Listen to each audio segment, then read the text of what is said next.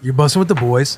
Are we bussing yet? Yeah, we're bussing. This is it. We're bussing right now. Ladies and gentlemen, boys and girls, people of all ages, welcome to Bussin' with the Boys. A couple quick updates. Yes, our podcast is going very well. Could it go better? Absolutely. So let's do us all a favor.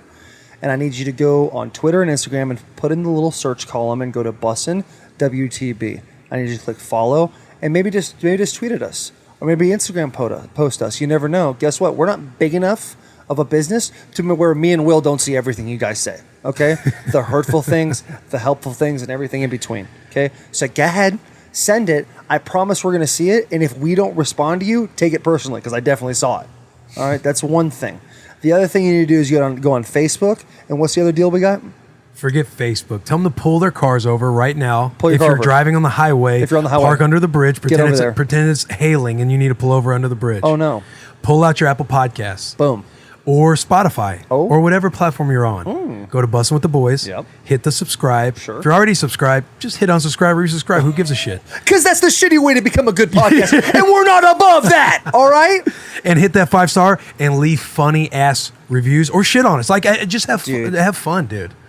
Opinions are like assholes. Everyone's got one. So what you need to do is give us your asshole opinion, dude. Honestly, there's nothing better than waking up in the morning on a Monday afternoon after you played like shit and looking at all the hateful, hurtful tweets. And just punish yourself. And then you drink a lot of tequila, and then you go into your room, you turn off all the lights when it gets dark, you light the candles, you pull out a quill and a pen, and you write freehand poetry, and then you cry to sleep. And you wake up the next day, and you say, we got to be better next week. And that's what I need you to do for me. All right? I need you to make me better by coming and saying the thing you hate most about Will and the thing you love most about Will, and also do that for me too. I'm just kidding. We're both in this together. We have a dog here. YouTube as well. So YouTube is going to be Bussin' WTB or Bussin' with the Boys? Bussin' with the Boys. It's on the Bussin' YouTube with the channel. Boys. And so you're probably there like, Taylor, this is your podcast. You probably should know what's going on. Literally, dude, here's the deal. You're probably wondering, you're probably thinking, how much do I put into this? Dude, I literally show up and talk. All right. Everyone else, the guys behind the cameras, they do everything. All right. Zach does everything. Matt does everything. Our production crew does everything. Another thing we need to talk about today, folks. Is merchandise. Okay.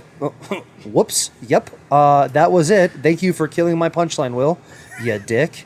Oopsie daisies. That's what we call on the podcast, is interrupting somebody.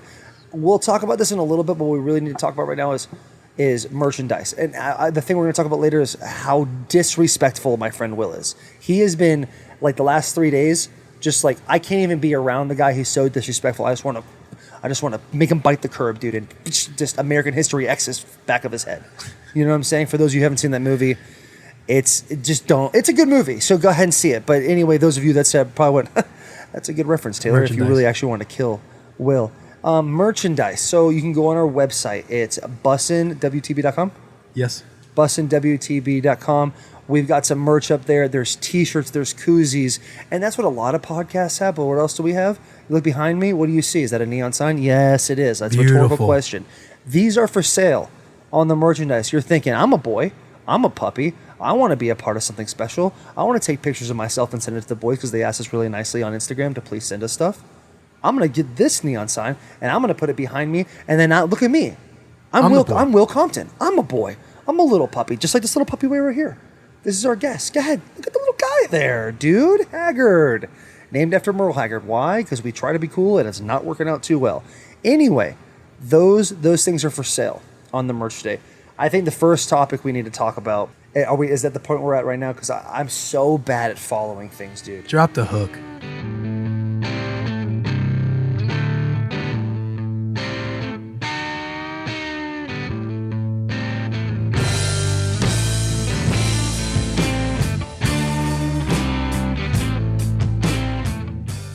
Took a moment to think about it. So there's this thing I was looking up online. I actually tweeted about it the other day. My wife called me. Hold on, Talon.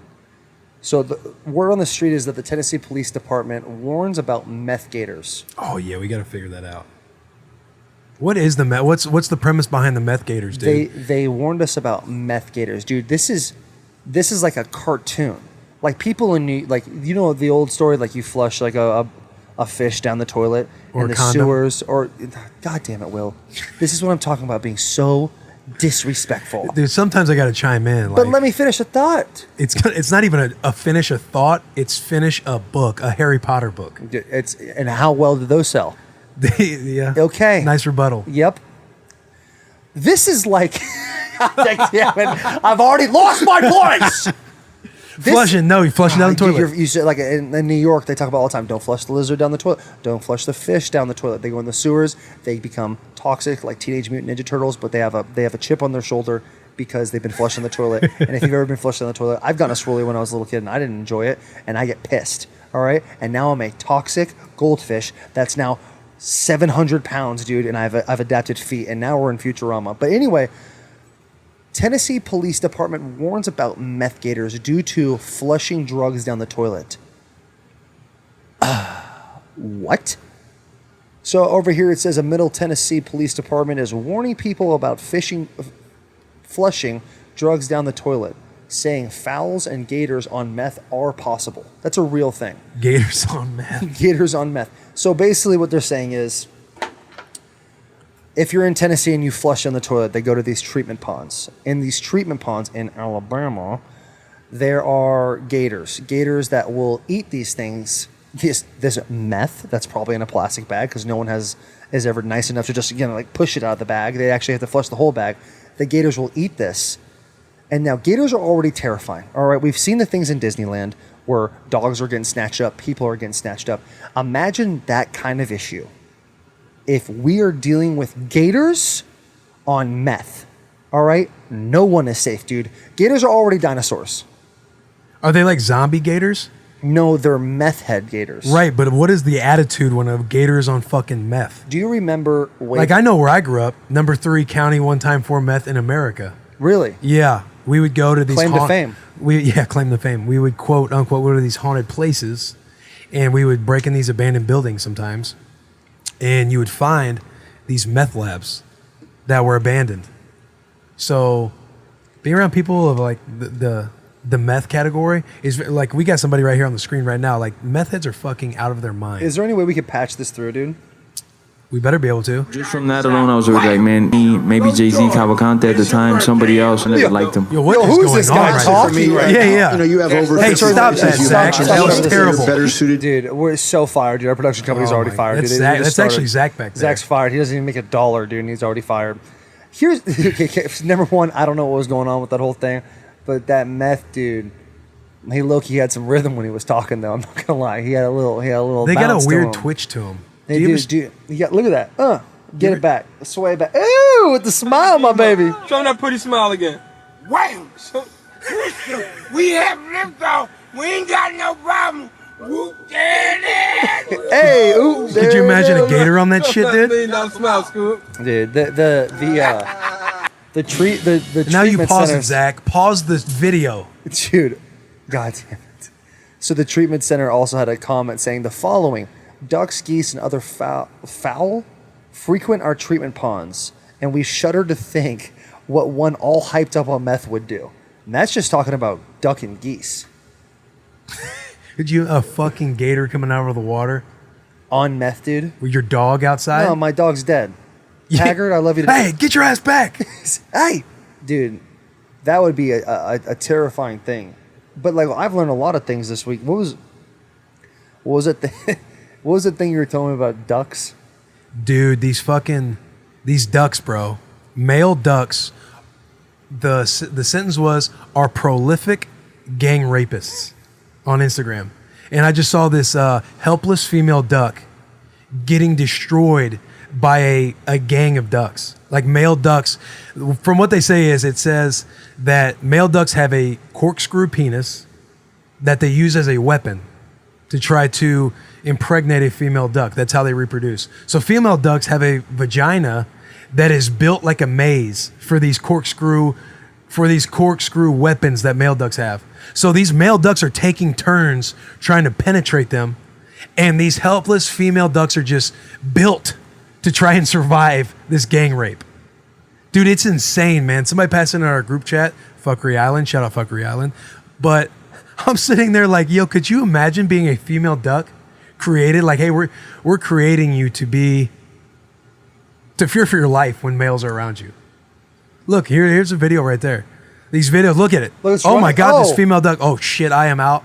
He's got I am one. outnumbered. I am outmanned. I am outgunned. And if the thing is like, yeah, if you gotta do your thing, if that's how the reproductive system and a duck works, go for it. If that's how the world, if and society of being a duck, if that's how it is, I guess I'll turn a blind eye to that.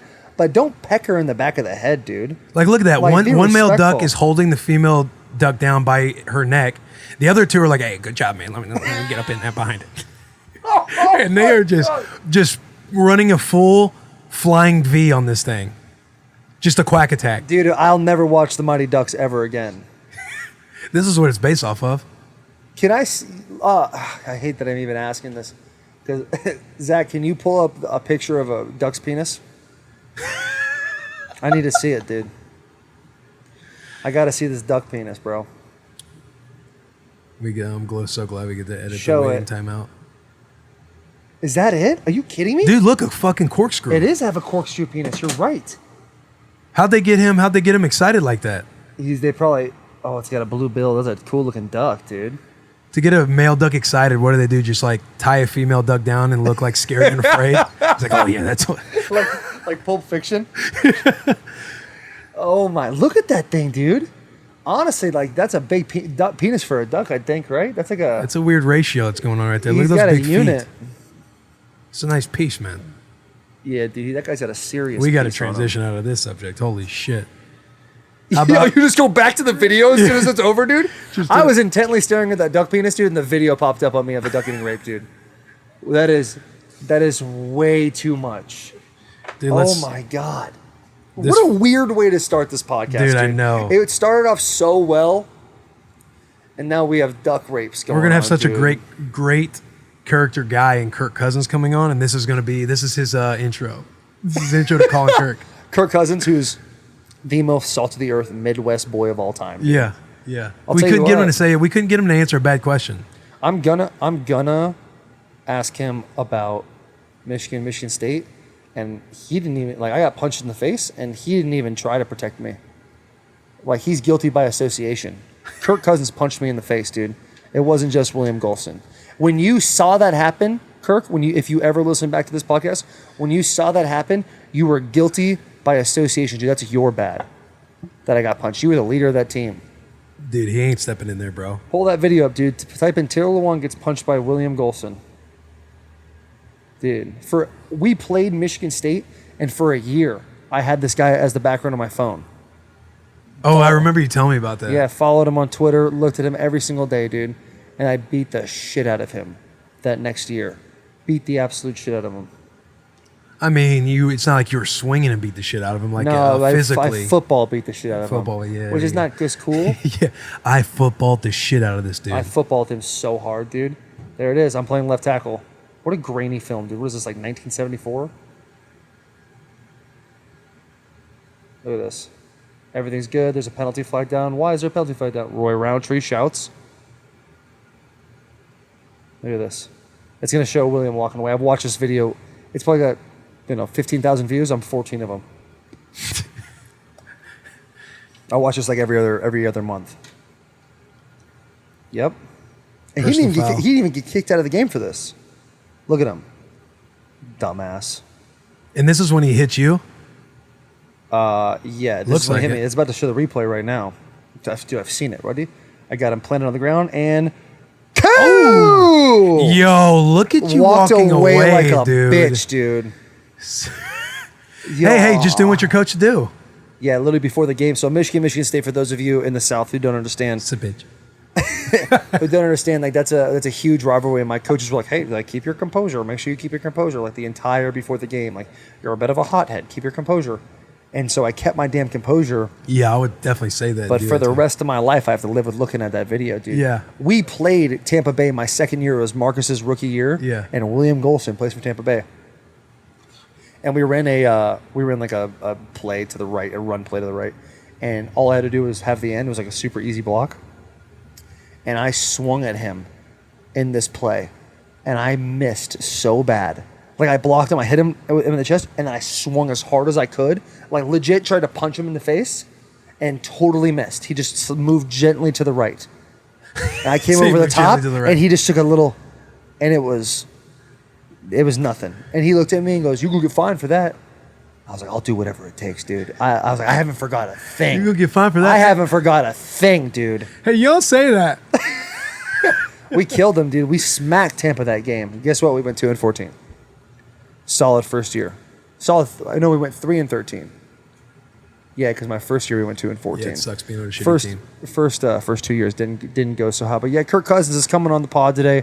Kirk is live in Minnesota. Paid, dude.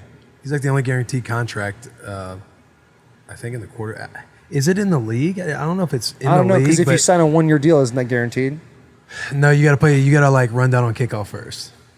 Well, in my world, you got to run down. You on have to kickoff be on the first. team on Monday of week 1. Right, but I'm saying when Kirk signed, that stuff is fully guaranteed right out of the gate. Done. He's like the first like elite, quote unquote, elite guy to have like a fully guaranteed contract like that. Because I want to say Jets offered him like a few million more dollars, like a lot more of a ceiling, but not as much guarantee, and he ended up turning that down and going with the Vikings, who fully guaranteed everything. Solid deal. We asked him about that. We asked him about the franchise tag situation with the Redskins. Everybody always wants to know how certain things went down there. We asked him if he'd cut his piece off for a Super Bowl ring. Doesn't go the way you think it does. Yeah, we try hard, man. We went at this dude, and he's polished. He's a polished white quarterback. Yeah, and white, just being white in the league is a feat in its own, isn't it? Isn't that just a... Unless you're a quarterback, I mean, yeah, it'd probably be better to be white as a quarterback. Why? I mean, you know the stereotype that goes on. If it's a black quarterback, it's like the thought is they can throw it a little bit, but they can run and they're super athletic, and then get you out of weird situations. For a white guy, you like think, there's just those stereotypes. Like I think he's a grinder. Yeah, grinder, high motor, try hard. Yeah, that's a pretty dumb stereotype, but it's true. I mean, hey, most mobile quarterbacks are black, Yeah, and that's true. Tom Brady can't run at all. he Hey, he got that 5'7" 40, bro. There's a All right, well, we'll be back right after Yeah, this with Kirk Cousins. yeah, all we're right, gonna call his ass. I'm gonna call his ass right now. What a solid sign off. Well, this is Kirk. How we doing, my baby? I'm doing really well. How are you guys? Kirk, I'm so disappointed in the Hey, way I'm you good at answered Kirk. that. I was gonna say we need more out of you. I hope you change your attitude a little bit and you sound a little more excited. All right, let me just go into character here. All right, good, dude. We got a lot of things we want to ask and talk about. Number one, you've seen the videos. You've seen what Vrabel would do for a Super Bowl. What would you do for a Super Bowl ring? You're young, we know the answer is no. No, we don't. Okay, yeah, you're right. Maybe we don't know. You've had a kid. Damn it. I broke the straw in my latte, Kirk. Damn it. Would you cut that piece off for a Super Bowl, Kirk? No, I can't do it. What would you Can't do? do it. What extent would you go to? He's got a. I mean, give me some other things, some other options, but would you punch 3 children in the face for a Super Bowl? oh my Your god, son, It's a question. It's your just a son being question. one of them. I couldn't do it. I couldn't do it. but And like- I don't want this to become Cousins doesn't want a Super Bowl, but at the same time, I mean, Starting to sound like it a little bit, honestly. Can we all be honest? Yeah. It does sound- I love a good would you rather, but this is just getting kind of dark. I tell you what, we can go some really dark would you rather. Do you want a dark would you rather? Do you want a dark would you rather? I don't know that I do, but Yeah, I feel no, like that's we've come fair. this far. Yeah, we have come this far, and you know your boy. I'm way out there for you. But if you had to choose, if you had your wife, Julie, and your mom was in her body, and then you had your mom and your wife was in her body, which one would you have sex with? Which would you have to Oh pick no, one? You have to pick. Gun to your can't head. even go there. I Gun- can't even go there, guys. Well, then God. Dude, we're trying. I knew I was going to try. I'm like, yo, it's going to be a reach to get Kirk to answer a couple of these, but we're going to go after the boy and see what he can do. Kirk, to be honest I'm with you, just first gonna off, plead the fifth. Hey, Kirk's got a podcast, Taylor. does he really? What's the He podcast? was telling me last night. It's, what is it, the Kirk Cousins podcast? We'll Yeah, put we're that just out. trying to keep up with you guys. We don't have as good of a name. We don't have as good of a boss. That's all right. Pub just trying to it. keep up Dude, with pub you it guys. right now. It's the Vikings run it, though, right? Yeah. Vikings podcast will be on this fall after games. Should be fun. We'll have a good time. Maybe not as much of a good time as you guys have, but Yeah, a good time. I get to swing the bat a little more since I'm a free agent, not really like too concerned what I'm doing right exactly. now. And Taylor, he's got a contract, not one like yours. Jesus, nope. But close enough. Kirk, I get it, dude. He's doing all right. You have a fully guaranteed contract. You're not going to cut off your piece for a Super Bowl. I totally understand that. What I will say is good on you for getting with the Minnesota Vikings on your podcast, because the whole reason why I started my podcast was the Titans. Don't say why I started my podcast. Sorry, the whole reason why I carry Will on my back every day is because when the Titans started their podcast, I thought to myself, I could beat this. And now we started our own podcast. We did in a day. So good on you. We did beat them. We beat all their views in one day. But honestly, and it's dude, for the boys, right? It's the boy there. I'm starting to. I love it. You're starting to buy into the deal. We're gonna send a box of shirts to the locker room, and you better just throw them around. You better just sling those. We'll do bro. that. Kyle Sloter, one of our quarterbacks, had shirts made that say Slaughterhouse, and he distributed them around the locker room. Were they a big hit? Well, I mean, guys wear them, but I thought, if you make a shirt for yourself and then give them out to everybody, I would think there's a precedent that says that. There's nothing wrong with having a shirt representing somebody else and passing around. True. Hey, wear my T-shirt. It's a weird flex. Yeah. It's definitely a weird flex. Weird flex, but okay. Kirk, I don't know.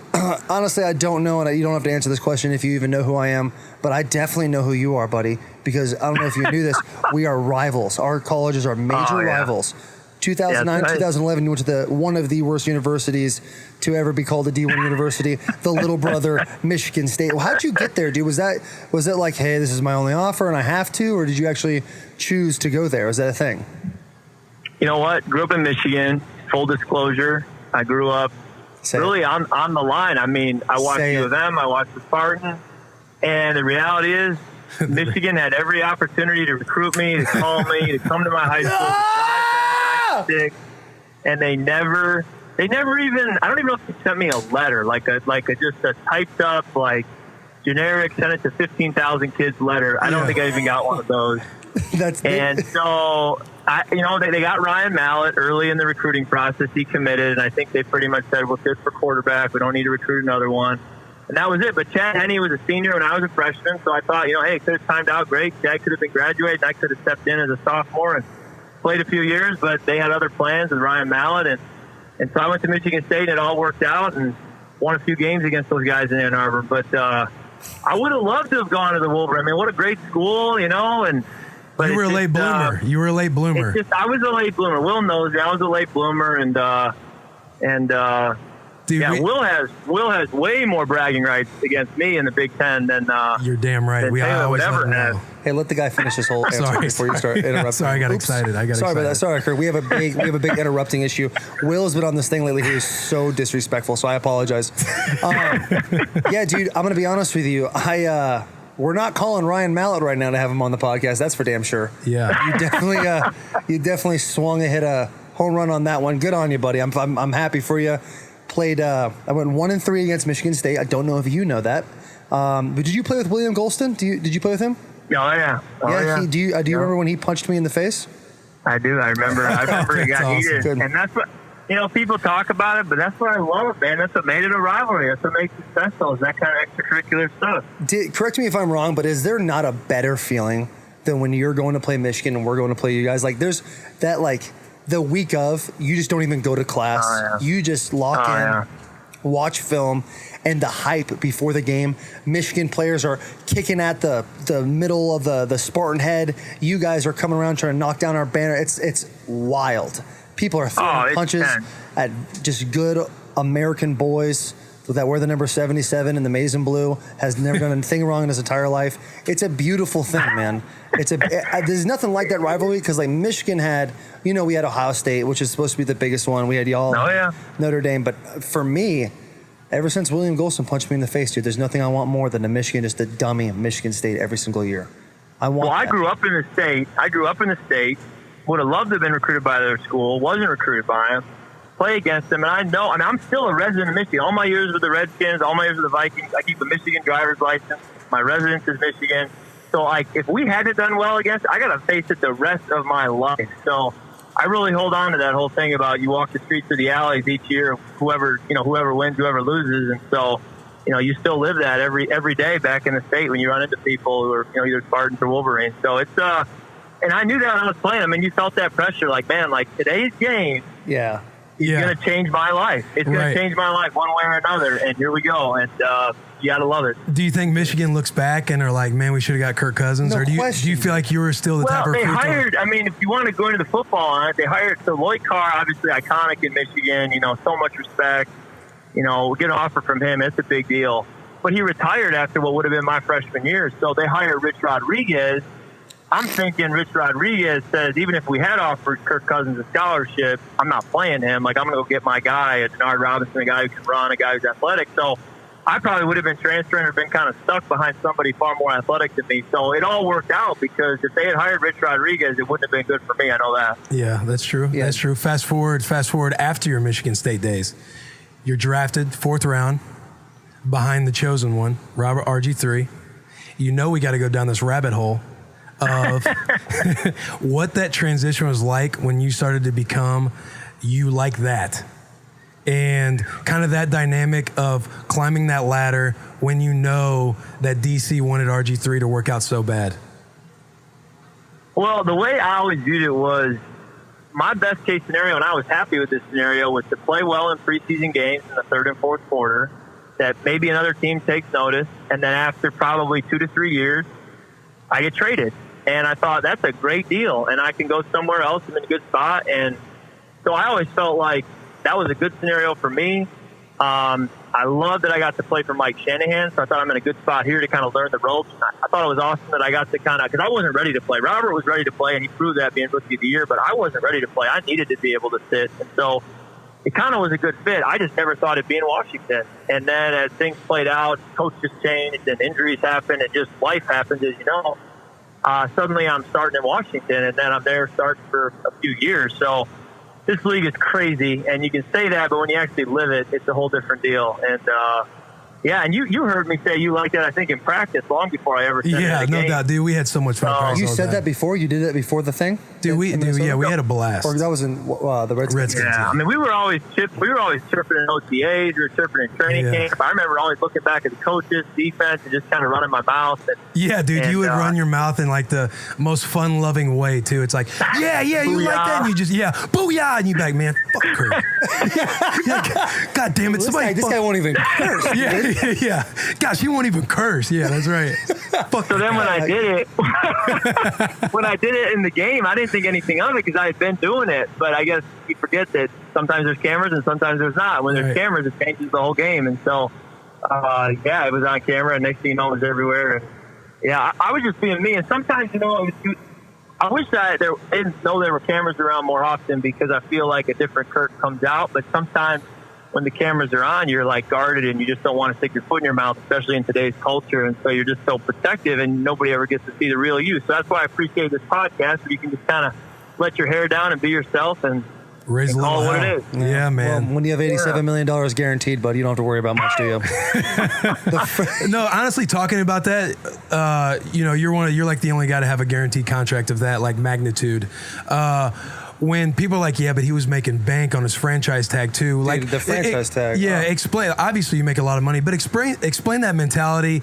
And I don't even know if it's pressure. Like, you can walk me through this, but the dynamic that would go on the few years that you were under the franchise tag, especially in a media market like DC. Like, I always think about the time we were playing golf and your stuff's going on, and you're talking about, going to training camp, and you're obviously like, yeah, I'm definitely going to training camp, and it's just so awkward being in some of these standstill stages of a situation like that. Talk about the mentality and the pressure that kind of came with being a franchise tag guy year in and year out.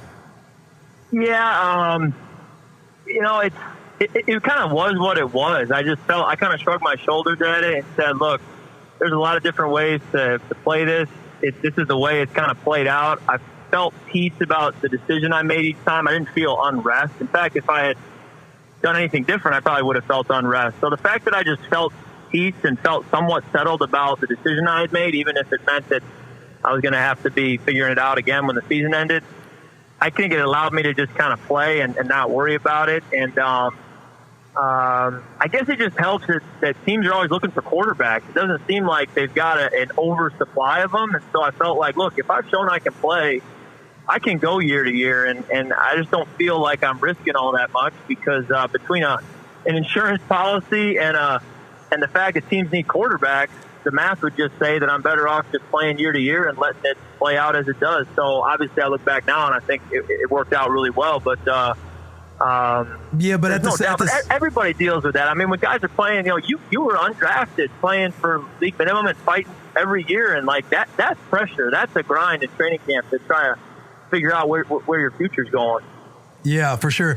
And dude, I feel you. Your mental fortitude about that. You guard your mind. You do a great job of that. I've actually picked a lot of stuff from your brain on learning to do that kind of stuff. But when you lose, when me and you, when we were losing games and people are bringing that stuff up, you really still felt at peace all of the time. Like there was no pressure around anything that thought, man, I wish this either team or anything would have my back. You probably felt they did, and I'm not trying to talk you in any corner. I'm just trying to fucking pull the guard down and talk to the boy like we're at the training table, swapping stories. I felt like, yeah, certainly, hey, I wish this had been done differently. But look, there were conversations, with guys like Scott McLuhan, where you just realize, hey, they have a certain viewpoint. They're in a certain position. Yeah. I think even since then, Scott's been public about it, saying, I wanted to pay Kirk a certain amount, and I didn't want to pay him any more. And, that was that. And that's fine. Like, I don't care. That's fine. But I think the market, if I was allowed to be a free agent, would pay me more. And so until you're willing to let me go to the market and see what my value is, which maybe I'm wrong, maybe it's less, but I would like to go to the market. And if you're not going to let me, then I'm going to sit and wait until you do let me. And then they decided, I guess, in the winter of 2018 to let me go to the market. And I went to the market, and I went to whatever the market dictated. And that's just the way it is. That's just free agency. It's not complicated. It's just for 2 years they wouldn't let me go to the market. I said, that's fine. Don't let me go. Was there any time you were like frustrated with that situation? Like, let me just go? Because there's got to be something to be said about sitting there and having some sort of stability. Like when you sign with Minnesota, you're like, okay, I know for the next 3 years, I have a home. I'm raising a family. Like I'm good. We can set up shop and have a bit of a foundation instead of being like, playing at your contract, starting, getting franchise tag again. When you were going to that second franchise tag, were you like, man, I wish they just, obviously you probably just wish like, hey, just let me go so I can do my thing. Or did you want to be at the Redskins? Yeah, no, I did. I felt like if we won, I'd still be there. We went 7-9 the year before I left, and I just felt like the team said, hey, 7-9 isn't what we're trying to be, and so let's move on. And I think if we had gone 11-5, I'd probably still be there, and that's fine.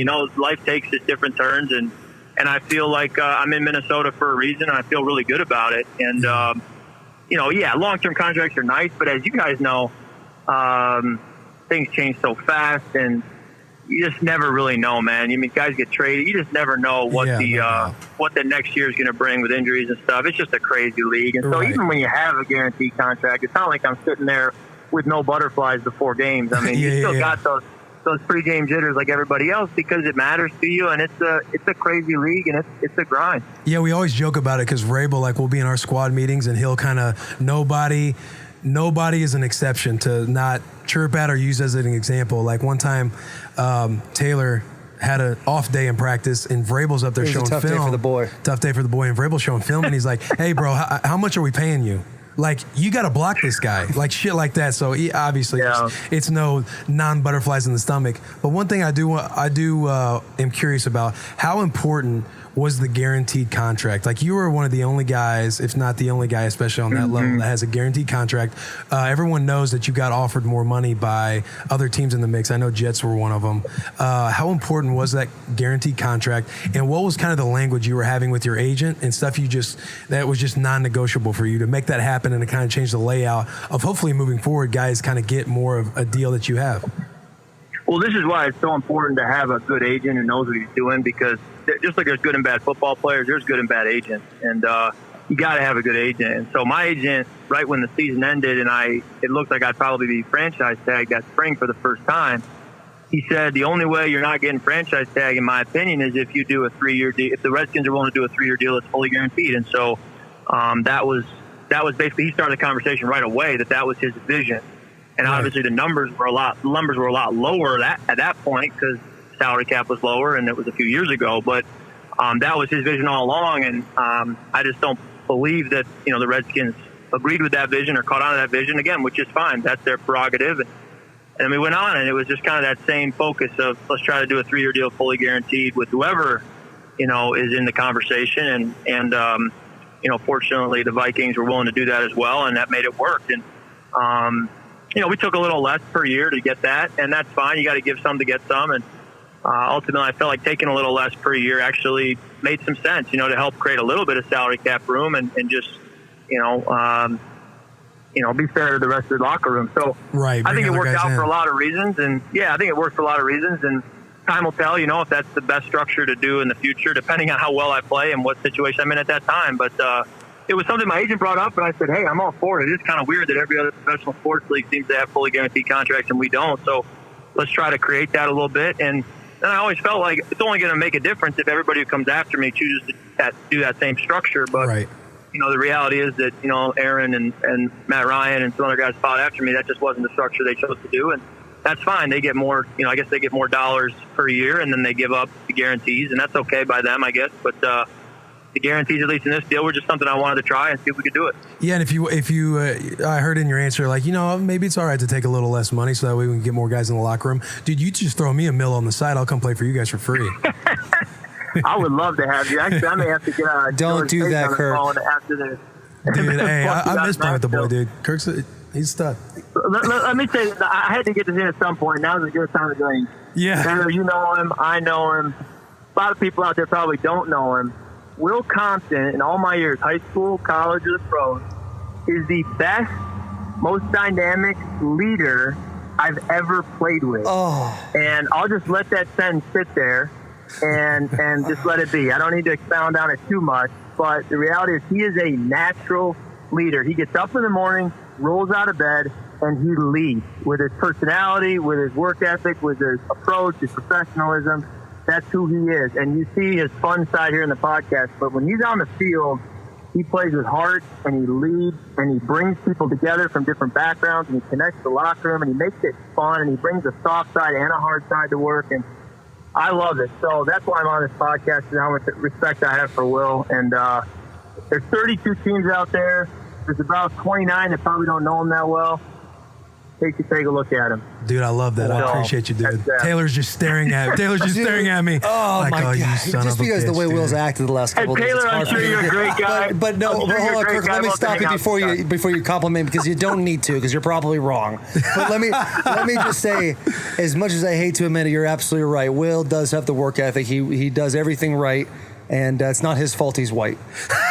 God, dude, that's why I love that. Dude, we have the podcast because we can say shit like that. You gotta have, there you go, man. You can't fight the guy. But no, you're right, dude. I think Will and I know for a fact, Will and I in the beginning of this whole thing, before the podcast, before everything, we linked up like 3 days into him being with the Titans. I see what you see, man. He works his ass off. He's a great guy, and he's willing to have fun with the boys, but he knows how to be a leader. He knows how to go into a locker room and have fun, and at the same time go in the field, chirp the boys, and also get a lot of stuff done. So I think we all love the guy. The fact that you're making dude, I appreciate both of you guys. One thing I want to go ahead, Kirk. If I'm a GM, if I'm a GM, I may only pay him league minimum, but I'm going to make sure he's in my locker room. Hey, man, he's gritty, super gritty. Lunch pail to work, first in, last out. High IQ, high motor, even though I get very tired quickly. But apparently I have a high motor. Oh, man, that's funny. That's dude, right. How structured is your life still? Do you still do every 15 minutes? Is it written down? You know what, man? That kind of took of its own. Don't let the truth get in the way of a good story. But I did that initially because my wife, wanted me to have a little more of a plan. She felt like I was, it was hard for her. I was never present. I was kind of, even when I was home, I was at work, if you know what I mean. And absolutely. She said, well, can you kind of plan it out so that, I know when we can have time together. So I kind of sat down and said, all right, let's go 15 minutes through the day from get up to go to bed. Did that for the first year, it was the second year of our marriage, and it really helped. And so then I was getting a lot of questions about, well, why'd you play better this year? What happened? And I said, well, I think having a little more structure, a little more routine, planning that out helped. next thing you know, it was like Cousins is psychotic. He plans every minute of absolute of his life. psychopath. You know how I know you're a serial killer? Every 15 minutes. And then what's funny is like I've heard Tom Brady kind of does the same thing or has done something like that in terms of planning ahead. And if you win, then you're like, oh my goodness, he's such a professional. Right, he plans it out. And then when you go 7-9 and do that, it's he's a weirdo. He's too rigid. He can't play. And so yeah, he's got to get more loose. He's got to be more loose. How's that changed? Whatever. How's Julie doing, man? How's the fam? How's everything kind of changed? You got a squad with you now. That's right. I got boys of my own. So the fam is good. Julie's great. I think we just reached our 5-year anniversary, so that's a good thing. Congratulations. And we've got a 1.5-year-old and a 4-month-old, so they're just about 17 months apart, and we got our hands full. But I think I'm done, man. 2 boys. I can't imagine having a 3rd kid right now. So well, if you're done, then you might as well just go ahead and chop that thing off and get a Super Bowl.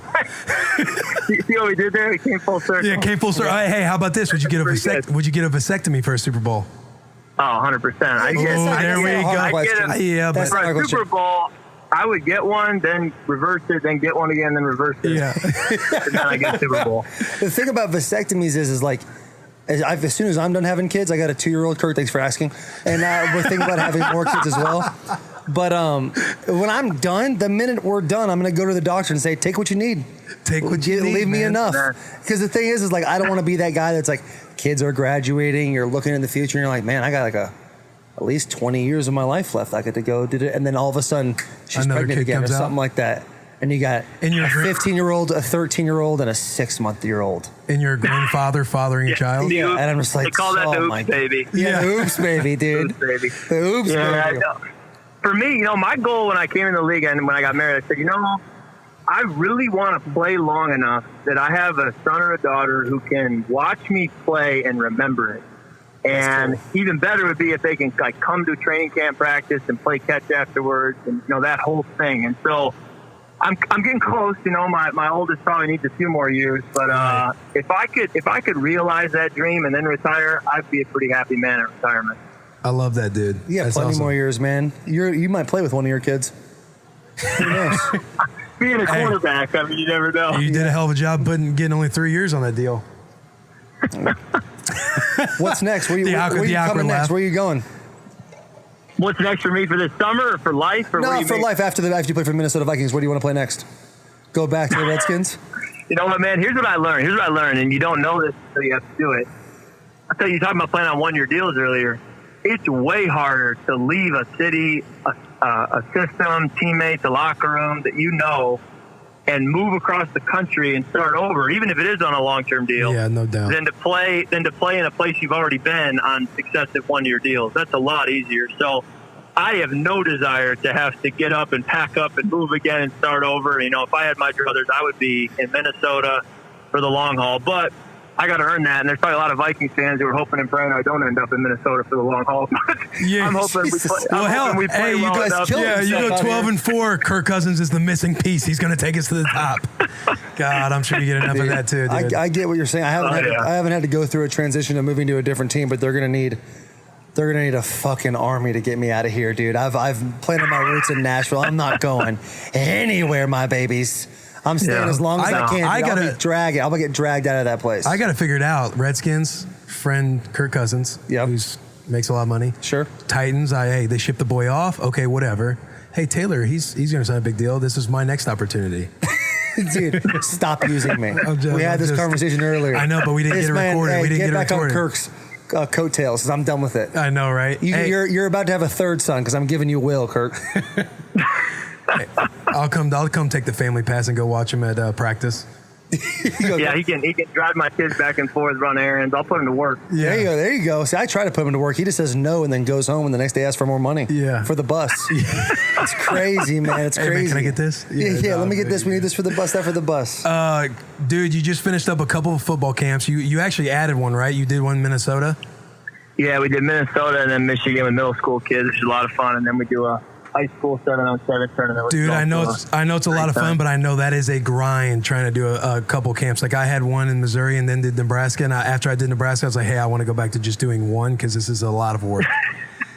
It's a lot of work. It's a lot of time, and you're doing it in the summer, so you're outside in the heat of the day all day. But we have fun with it. I got a lot of great health, so I can just kind of have fun with it and walk around and high five the kids. And man, we get a lot of positive feedback. I love it. I think it's something we kind of stumbled into after my rookie year that we just kind of thought of, and it evolved over the years. We've added elements to it, but it's been a blast to do it, and hopefully I'm hoping we can do it long after I'm done playing. My goal, I tell the other coaches at the camp, I say, we got to make this camp so fun that someday the Kirk Cousins football camp, kids go to it and they say, I have no idea who Kirk Cousins is, but he puts on a great camp. Dude, that's a solid goal right there. That's a solid goal. You do it, and you do it for Julian Kirk Cousins Foundation. Talk about that for a minute before we let you off the phone.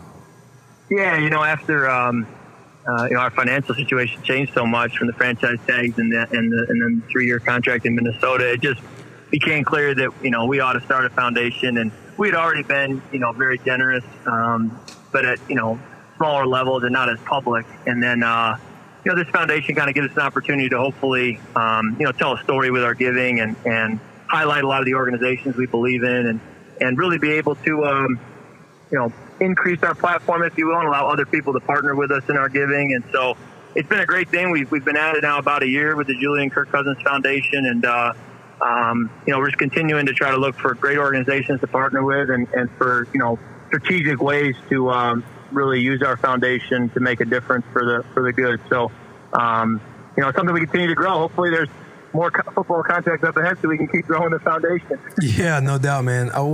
We appreciate you coming on. You're like the first phone interview we've actually done on Bussin' with the Boys. Like, we've done some voicemail callbacks, but you're the first episode that we've done. I love it. Great. Hopefully it went well enough that you can have more of these in the future, and don't be afraid to invite me back. And, yeah, a lot of fun. You guys do a great job. I mean, it's not easy to do a podcast. I would know. I've done one, and you guys do a great job. I wish you well going forward. Thanks a lot, bro. Appreciate that, Kirk. Anytime you're in Nashville, come hit us up, buddy. We'll put you on the Boys for real. I'm going to take you up on that. I usually get to Nashville once in off season, so it's like this time I'll hit you up. Well, you're coming on the bus, dude, I can't wait. You come on the bus, we'll go to Losers. We'll hang out. It'll be amazing, dude. We'll have Kirk Cousins do a shot. Hey, guys, never been seen before. Kirk Cousins drinking alcohol. We're going to make it happen. We'll get you real drunk, and then we'll videotape the whole thing, dude, and we'll sell it to TMZ. It'll be fun. We'll have a good time with it. It'll be amazing. I love it. Perfect. Can't wait. Thank you the words so of Bart much. Scott. Can't wait. Thank you so much, Bob. I'll talk to you soon. All right. See you. Fun fact, that was Will Compton interviewing Kirk Cousins. Is this what's happening? You're not going to let the boy have a chance to ask a question? I'm sorry, dude. You're like three honestly, times in that podcast, you're like, hey, one thing I wanted to ask you. How many one things do you want to ask the guy, dude? About Probably 7 that we have on the screen. Yeah, here's what I was thinking in my One thing I mind. want to ask you is, you know what one thing I'm going to figure out, though? One thing I want to ask myself is, how come I cannot fucking read that, dude? Let me, I don't know. I'm struggling over there, dude. So let me speak for a second. Number one, I apologize. Okay. Because that's the first apology I've had in a week. Genuinely, I'm thinking in my mind, you might not think or care about the whole Redskins dynamic that was going on. It ain't that serious, dude. It was more of a joke than anything else. You did what you want. Well, I can still apologize. I'm gonna get on this, and I'm not gonna talk to you. Truth to every joke.